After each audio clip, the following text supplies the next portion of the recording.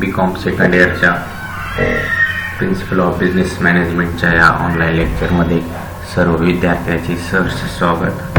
आजच्या या लेक्चरमध्ये आपण नियोजनाचे महत्त्व बघणार आहोत। अगोदरच्या लेक्चरमध्ये आपण नियोजन म्हणजे काय त्याचे स्वरूप बघितले होते।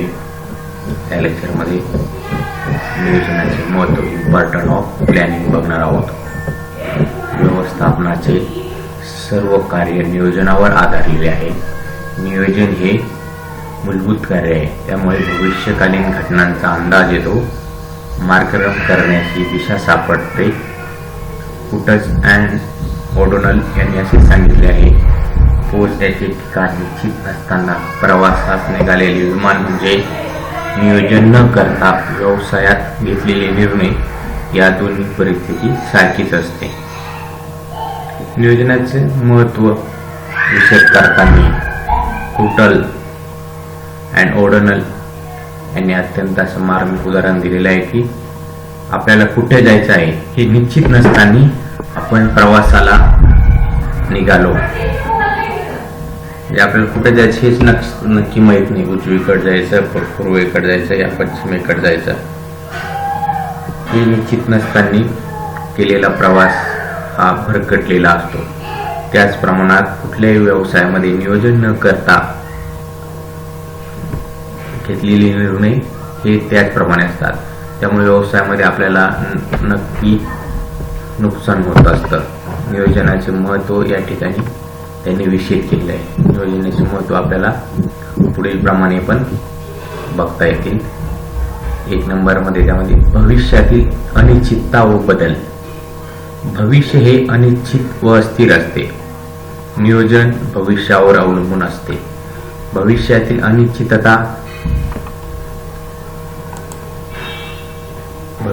अनिश्चितता कमी करण्याचे काम नियोजनामुळे शक्य होते।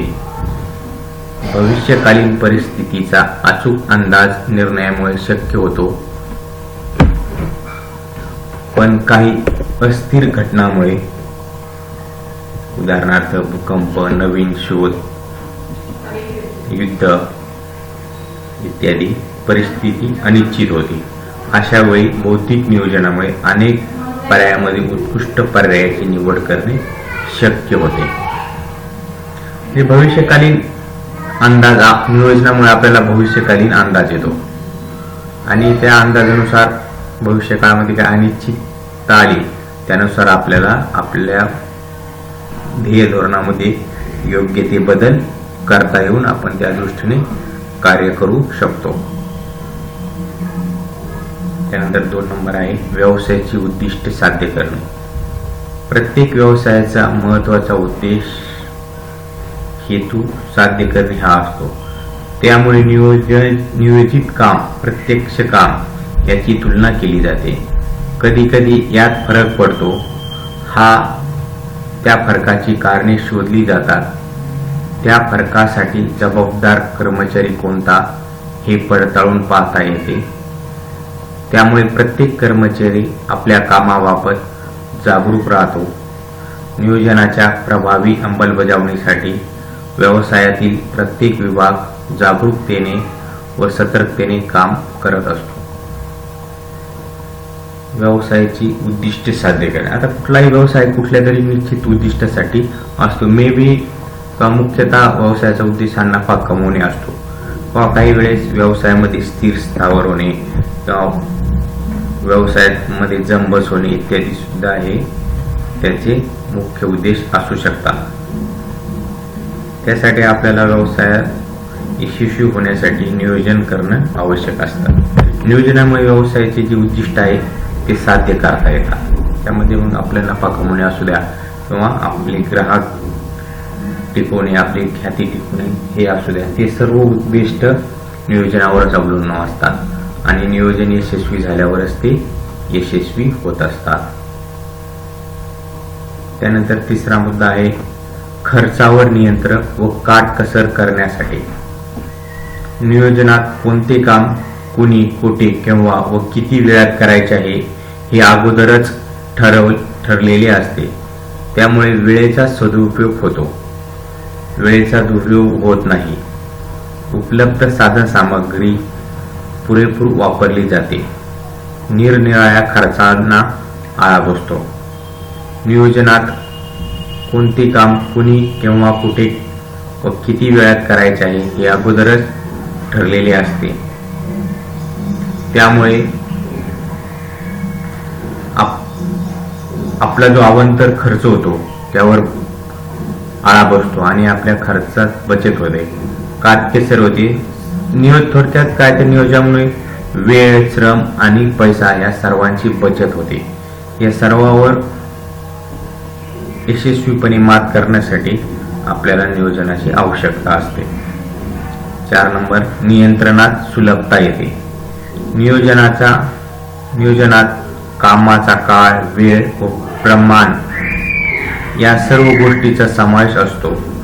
कामाला किती वेळ लागेल हे अगोदरच ठरविलेले असते. त्यामुळे कृती झाली का याचा पडताळा घेता येतो.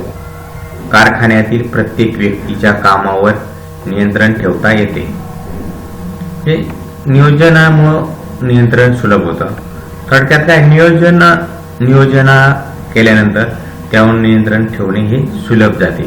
कुठलं काम कोणाला दिलेलं आहे, किती वेळ तिने पूर्ण केलं पाहिजे, या सर्व गोष्टीचा सविस्तर नियोजनामध्ये उल्लेख असतो. त्यामुळे सर्वांच्या कामावर एका प्रकारच्या नियोजनाद्वारे नियंत्रण ठेवता येते. 5 नंबर आहे व्यवस्थापनाचे प्रमुख कार्य. व्यवस्थापनात संघटना, संचलन, नियंत्रण, समन्वय या कार्याचा समावेश आहे. त्यातील नियोजन हे महत्वाचे कार्य आहे. नियोजनाअभावी बाकीचे कार्य सुरळीत पार पाडणे अशक्य आहे. नियोजनात व्यवसायाचे उद्दिष्ट ठरवले जाते, त्यामुळे महत्वाचे कार्य. व्यवस्थापनाचे प्रमुख कार्य. नियोजन ही व्यवस्थापनाचे प्रमुख कार्य आहे. त्या कार्याआधारेच आपल्याला सर्व व्यवस्थापकीय कार्य पार पाडता येतात. एकदा नियोजन केलं म्हणजे मग त्यानुसार संघटन, संचलन आणि नियंत्रण व समन्वय करता येतात. त्यामुळे व्यवस्थापनाची सुरुवात नियोजनापासून होते असं म्हटलं जातं आणि नियोजन हेच एका अर्थाने व्यवस्थापन आहे असं म्हणणं वावगं ठरणार नाही. त्यानंतर एकसूत्रीकरणास मदत. उत्पादन विभाग एकसूत्रीकरणाला खूप महत्व आहे. नियोजनामुळे उत्पादनाच्या वेगवेगळ्या विभागात एकसूत्रता आणणे शक्य होते. मिलरच्या मते सातत्याने चालणाऱ्या कार्याच्या रचनेत सुसूत्रीपणा निर्माण करून व्यवसायाचा उद्देश साध्य करण्याचे कार्य व्यवस्थापकीय नियोजनामुळे शक्य होते. थोडक्यात काय तर व्यवस्थापन हे सर्व कार्याला एकत्र आणणारा महत्वाचा दुवा आहे. त्यामुळे आपल्या व्यवसायातील विविध कामांचं आपल्याला व्यवस्थित एकत्रीकरण करून त्याद्वारे योग्य उद्देश साध्य करता येतो. सातत्याने चालणाऱ्या कार्याच्या रचनेत एकसूत्रीपणा निर्माण करून व्यवसायाचा उद्देश साध्य करण्याचे कार्य व्यवस्थापकीय नियोजनामुळे शक्य होते.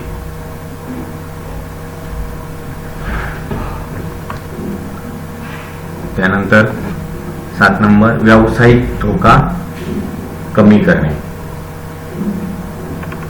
व्यवसायामध्ये अनेक प्रकारच्या अनिश्चितता येत असतात. तेजी, मंदी, नैसर्गिक आपत्ती, संप, टाळेबंदी, स्पर्धा, ग्राहकांच्या आवडी, त्यामुळे व्यवसायात स्थिरता कमी असते.